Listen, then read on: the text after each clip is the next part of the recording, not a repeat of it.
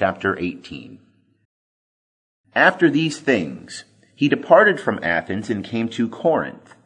And he found a certain Jew named Aquila, a man of Pontus by race, lately come from Italy with his wife Priscilla, because Claudius had commanded all the Jews to depart from Rome.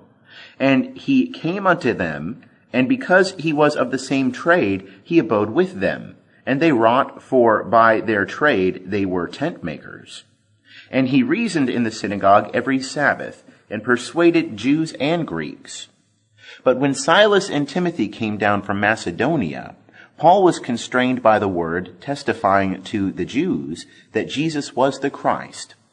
And when they opposed themselves and blasphemed, he shook out his raiment and said unto them, Your blood be upon your own heads, I am clean. From henceforth I will go unto the Gentiles.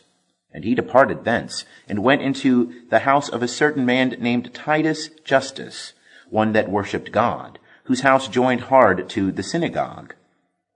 And Crispus, the ruler of the synagogue, believed in the Lord with all his house, and many of the Corinthians hearing believed, and were baptized. And the Lord said unto Paul in the night by a vision, Be not afraid, but speak and hold not thy peace, for I am with thee. And no man shall set on thee to harm thee, for I have much people in this city.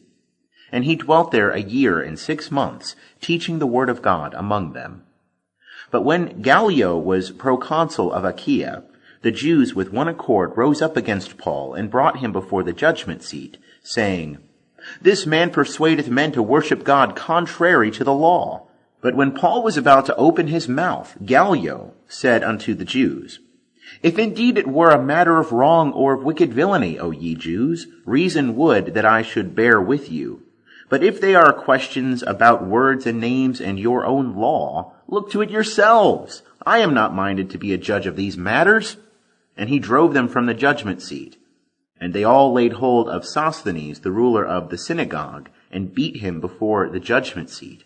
And Gallio cared for none of these things. And Paul, having tarried after this yet many days, took his leave of the brethren, and sailed thence for Syria, and with him Priscilla and Aquila, having shorn his head at Cenchrea, for he had a vow. And they came to Ephesus, and he left them there, but he himself entered into the synagogue, and reasoned with the Jews. And when they asked him to abide a longer time, he consented not, but taking his leave of them, and saying, I will return again unto you, if God will, he set sail from Ephesus. And when he had landed at Caesarea, he went up and saluted the church, and went down to Antioch.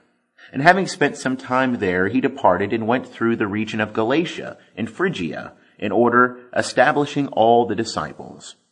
Now, a certain Jew named Apollos, an Alexandrian by race, an eloquent man, came to Ephesus, and he was mighty in the Scriptures. This man had been instructed in the way of the Lord, and being fervent in spirit, he spake and taught accurately the things concerning Jesus, knowing only the baptism of John. And he began to speak boldly in the synagogue. But when Priscilla and Aquila heard him, they took him unto them, and expounded unto him the way of God more accurately. And when he was minded to pass over into Achaia, the brethren encouraged him, and wrote to the disciples to receive him. And when he was come, he helped them much that had believed through grace. For he powerfully confuted the Jews, and that publicly showing by the Scriptures that Jesus was the Christ.